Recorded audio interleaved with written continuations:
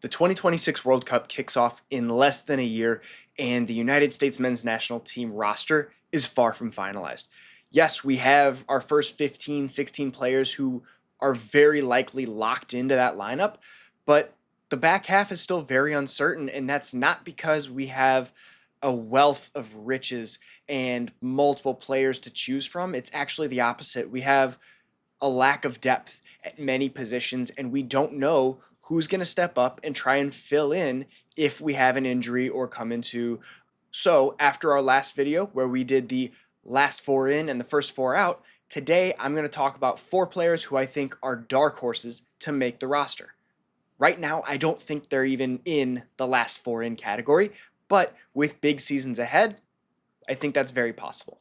Hey everybody, and welcome back to the T26 channel, where we talk about all things related to the United States men's national team. And today we're talking about dark horses to make the roster in 2026.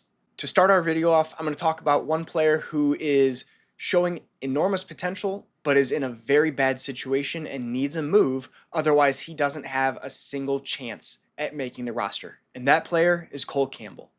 Cole Campbell is a dark horse because he is currently with Borussia Dortmund and he is stuck on their bench, and it seems like they want to keep him there.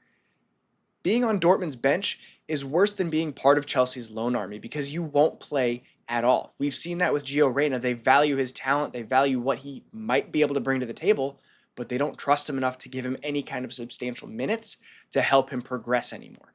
Cole Campbell is starting to slide into that same area where he was with the A squad for most of last year, but he did not get a lot of playtime when the squad was healthy. And inevitably injuries happen. Dortmund is trying to keep him from making a move in case of injuries. That is a terrible situation to be in. Yes, injuries happen. No, you cannot rely on them to make your career.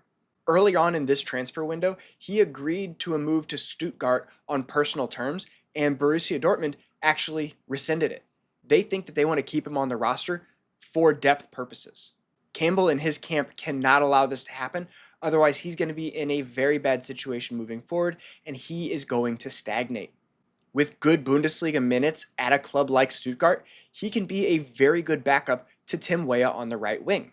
We've seen Poch shy away from using Brenden Aaronson in favor of Sebastian Berhalter, but he's not a true winger. Cole Campbell is. Given our lack of depth when it comes to true wingers right now, I think that the door is open for a player like Cole Campbell, who is consistently playing at the club level, to push his way into this team and make himself part of the roster.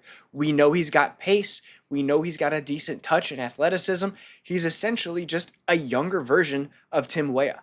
Will he grow and develop to be the same level player that Weah is? It's a little early to tell. We don't know.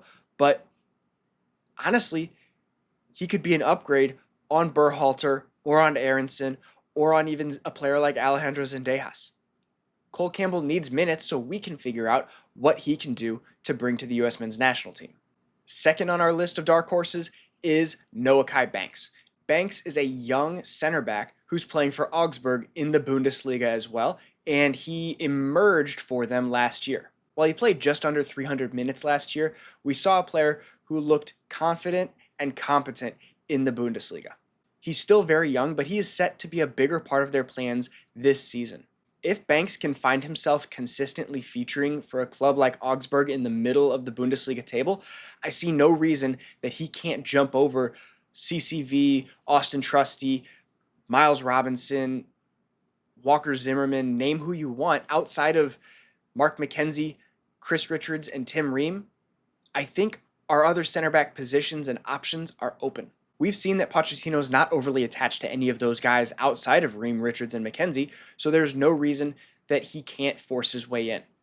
Walker Zimmerman might be the biggest obstacle for Banks to overcome. However, I think that it would make sense to bring 5 center backs for the World Cup. Pochettino showed that he liked Zimmerman over Miles Robinson in the Gold Cup this summer. He actually was a late addition to the roster and clearly impressed Poch in camp. While I don't necessarily love Zimmerman as a part of the U.S. men's national team going forward, it's clear that in Poch's eyes, he has value. So Banks may end up being the 4th or 5th center back, and that's very likely. especially for a dark horse who is even playing in the Bundesliga at his age.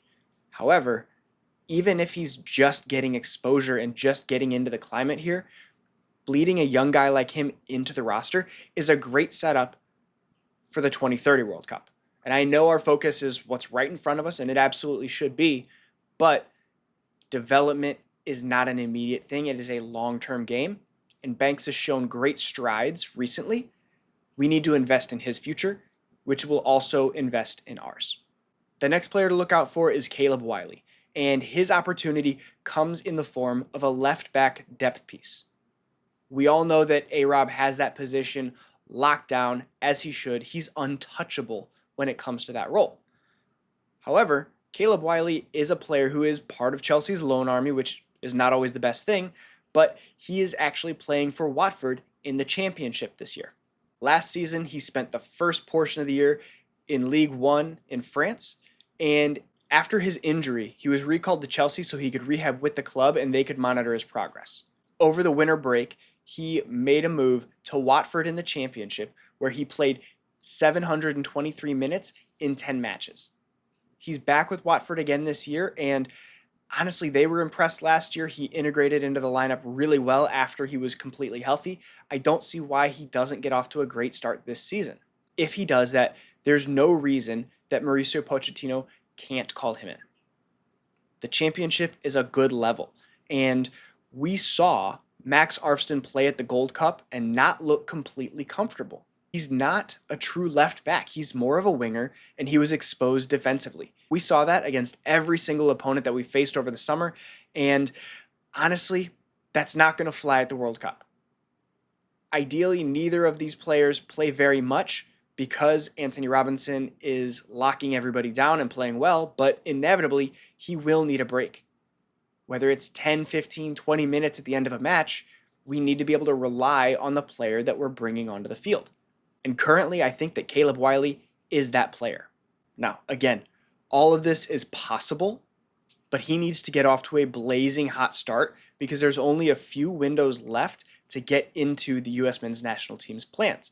And honestly, 90% of our roster is probably going to be set by the September window. And that is fast approaching. And last but not least, our fourth dark horse is Damian Downs. Downs is listed as a dark horse, not because I don't think that he doesn't have the talent, but because I think he's just got a few additional hurdles to overcome this year. Downs will be our third striker at best. And personally, I believe that he's behind Patrick Agyemang and Josh Sargent right now. Sargent because of his experience. I fully understand he has not performed well with the national team as of late, but we did see a good, productive version of him in the World Cup in 2022. No, he didn't get on the score sheet, but he was a good contributor and played his role well. We need somebody who can get on the score sheet, so Josh Sargent is not safe. Patrick Agyemang, on the other hand, we saw this summer. We've seen him, honestly, consistently since January of 2025, and yes, he's gotten on the score sheet a little bit, but we need to evaluate the level of competition he was playing. And one of his 2 goals in the Gold Cup really doesn't belong to him. It was just a ricochet. He knew nothing about it, but it went in the back of the net, and ultimately, they all count. But largely, what we saw this summer was not a great number 9 that we would feel very confident in any meaningful match. What we did learn from the Gold Cup, though, was that Mauricio Pochettino valued Agyemang over Downs the whole summer. Every single opportunity he had, he played Patrick Agyemang. Damian Downs was left on the bench and was a depth option for every single match in the Gold Cup in favor of Patrick Agyemang. To me, that clearly says that he thinks Agyemang has something to bring to the table that Downs doesn't. While I personally don't agree, my opinion doesn't matter that much. What's playing in Downs' favor is that at the time of this recording, all 3 of those players are going to be in the championship this season. So it's going to be a 1-to-1 comparison in terms of who's producing against the same level of competition for that third striker spot. If Downs can get on the score sheet early and often, there's no reason that he can't leapfrog Agyemang and Sargent and find himself in our roster next summer. All right, guys, that's everything I've got for you today. Those are our 4 dark horses that I think may make their way into the roster. But again, all of this is keying off the fact that they have a good start to the season. Let me know your thoughts in the comment section down below. Who else has a shot to make it onto the 2026 World Cup roster that we aren't currently giving enough attention to? Thanks for watching, and I'll see you next time.